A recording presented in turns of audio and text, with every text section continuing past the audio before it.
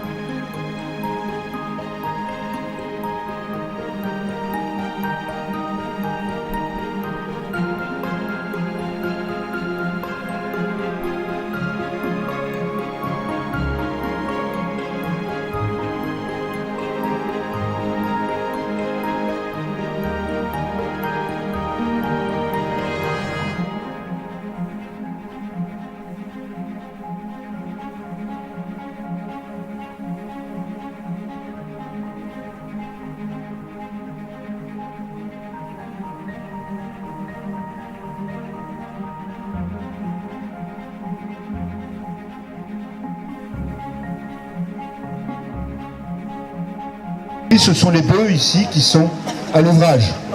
Alors les bœufs sont, comme nous, des animaux qui ont chaud aussi, soif aussi. Ils attendent déjà depuis un petit moment. Eux n'ont pas eu la chance. Il s'est arrêté comme il se doit au stand de Schnaps. Habitué à ce que son propriétaire s'arrête tous les jours pour boire un coup, le cheval s'est arrêté. A pris le fouet, a tapé, s'est fâché, rien à faire. Il y a aussi le conducteur, notre bouvier de service, référent national en matière de conduite et de dressage de bœufs, Philippe Coulmin. Alors, les scies sont multiples, divers et variés. Il en est dans les ateliers. Il y a bûche. Et puis, la scie à deux bonhommes, la grande scie, le passe-partout. Denture américaine, denture... Tourne à droite, alors si vous voulez bien lui laisser le passage... François, le micro, j'ai juste une anecdote à proposer. Donc Philippe Kuhlmann, notre bouvier, me dit qu'il a une anecdote, j'espère pas violente. Bonjour messieurs, dames, je me rappelle de l'intronisation d'un sous-préfet dans un village viticole dont mon père était maire. Et le jour où la sous-préfète est arrivée, ils ont encore trouvé un vieux vigneron qui avait un cheval. On a trouvé une calèche encore dans une maison viticole. On a attelé le cheval du viticulteur à la cet instrument. Là, ils sont c'est un ouvrage pour faire descendre le bois le mieux possible.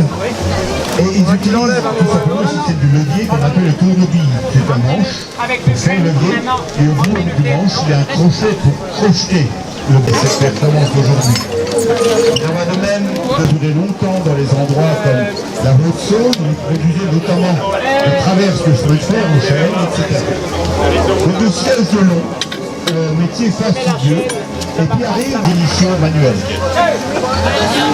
Alors maintenant il retourne, vous avez entendu le commandement chez Chariot, les sièges de téléphone et de rail, et prévenez-vous que les tournages sont souvent assez étroits, les grands dénivelés, ce sont des grands dénivelés par-dessus, un faible débit, mais un grand dénivelé. Alors cela vous avez en plein, ici, on vous maintient. On a une hauteur à bouger, qui fait 6 mètres, 3 mètres de haut, qui tombe dans des objets. On verra tout à l'heure, le canal va amener la chaîne, c'est-à-dire la hauteur. C'est à nous de récupérer cette force circulaire, de la transmettre jusqu'à la cible, par un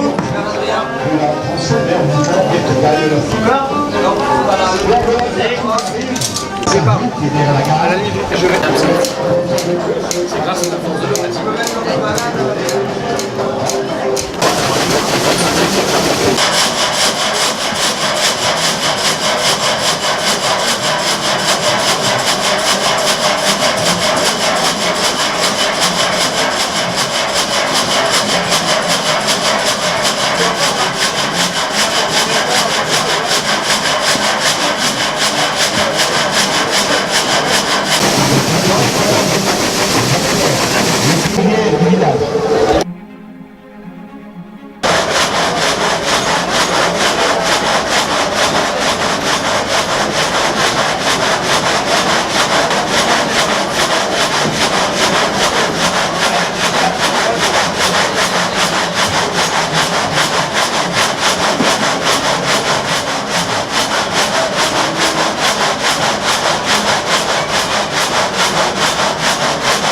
au service des Alsaciens et des politiques culturelles et patrimoniales de son territoire.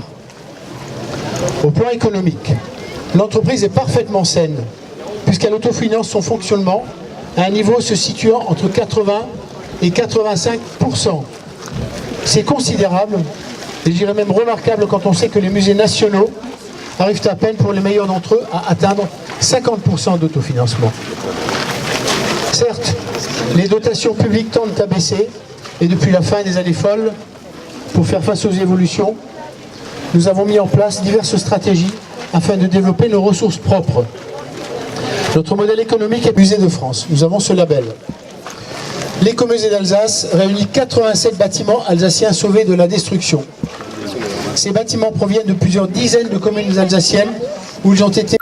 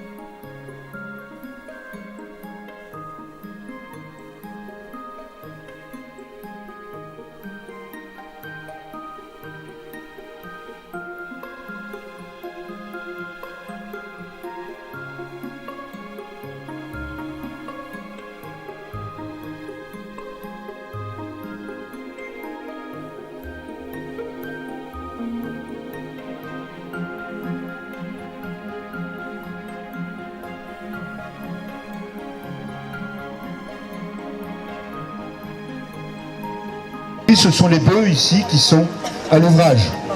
Alors les bœufs sont, comme nous, des animaux qui ont chaud aussi, soif aussi. Ils attendent déjà depuis un petit moment. Eux n'ont pas eu la chance. Il s'est arrêté comme il se doit au stand de Schnaps. Habitué à ce que son propriétaire s'arrête tous les jours pour boire un coup, le cheval s'est arrêté. A pris le fouet, a tapé, s'est fâché, rien à faire. Pour l'anecdote, Il y a aussi le conducteur, notre bouvier de service, référent national en matière de conduite et de dressage de bœufs, Philippe Coulmin. Alors, les scies sont multiples, diverses et variées. Il en est dans les ateliers de diverses formes, de diverses tailles. Et en forêt, il y en a deux. La scie à un bonhomme, la scie à bûche. Et puis la scie à deux bonhommes, la grande scie, le passe-partout. Dentelure américaine, dentelure européenne, qu'importe. C'est une scie, pareil, on tire à chaque fois, alternativement. Et c'est eux qui servent à trancher le bois sous la longueur. On ferait tout à l'heure ceux qui ont fait l'abattage, autrement dit les bûcherons. Les bûcherons n'abattaient pas, contrairement à ce qu'on croit. Tourne à droite, alors si vous voulez bien me laisser le passage. François, le micro, j'ai juste une anecdote à proposer. Donc Philippe Kuhlmann, notre bouvier, me dit qu'il a une anecdote, j'espère violente. Bonjour messieurs, dames, je me rappelle de l'intronisation d'un sous-préfet dans un village viticole dont mon père était maire. Et le jour où la sous-préfète est arrivée, ils ont encore trouvé un vieux vigneron qui avait un cheval. On a trouvé une calèche encore dans une maison viticole. On a attelé le cheval du viticulteur à la cour. Voilà les trois métiers qui sont là, des métiers manuels et qui préfigurent cette activité mécanisée qu'est la scierie de la scie de la scierie mécanique. Utiliser cet instrument.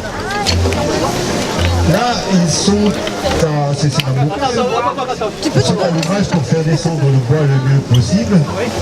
Et ils utilisent tout simplement le système du levier qu'on appelle le tourne-bille. C'est un manche pour faire le levier. Et au bout du manche, il y a un crochet pour crocheter le bois.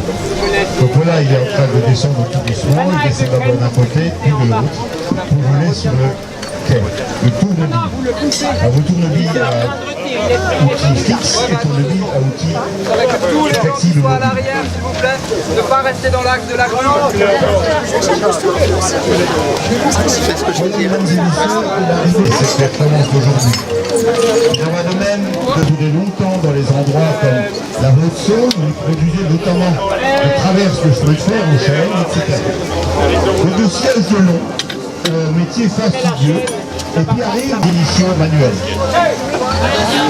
Alors maintenant, il y a une retour, vous avez entendu le commandement chauffarieux, les sièges sont toujours pour moi des petits rails, qui permettent, comme les tournages sont souvent assez étroits, ils vont déniveler, ce sont des grands débits par-dessus, un faible débit et un grand débit.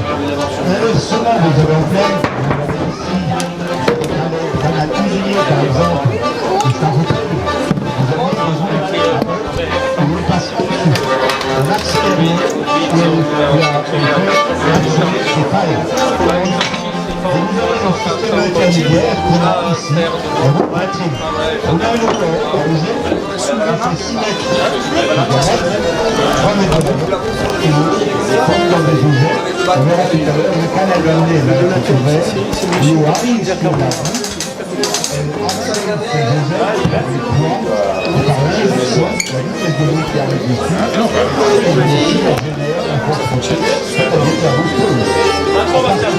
c'est à nous de récupérer cette force circulaire, de la transmettre jusqu'à la scie, de la transformer en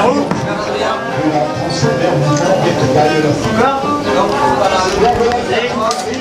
C'est pas qui est derrière la gare. À la limite, je vais c'est grâce à la force de la fatigue.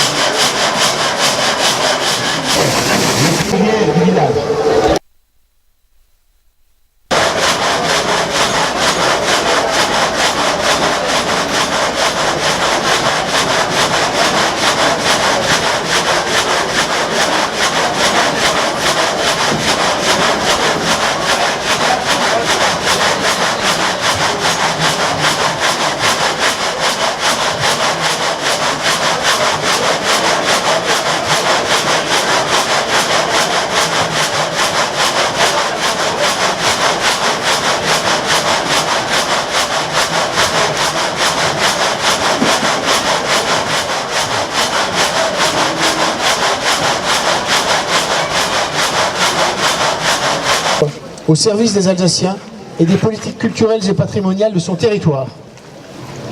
Au plan économique, l'entreprise est parfaitement saine, puisqu'elle autofinance son fonctionnement à un niveau se situant entre 80 et 85%. C'est considérable, et je dirais même remarquable quand on sait que les musées nationaux arrivent à peine pour les meilleurs d'entre eux à atteindre 50% d'autofinancement. Certes, les dotations publiques tendent à baisser, et depuis la fin des années folles, pour faire face aux évolutions, nous avons mis en place diverses stratégies afin de développer nos ressources propres. Notre modèle économique est Musée de France. Nous avons ce label. L'écomusée d'Alsace réunit 87 bâtiments alsaciens sauvés de la destruction. Ces bâtiments proviennent de plusieurs dizaines de communes alsaciennes où ils ont été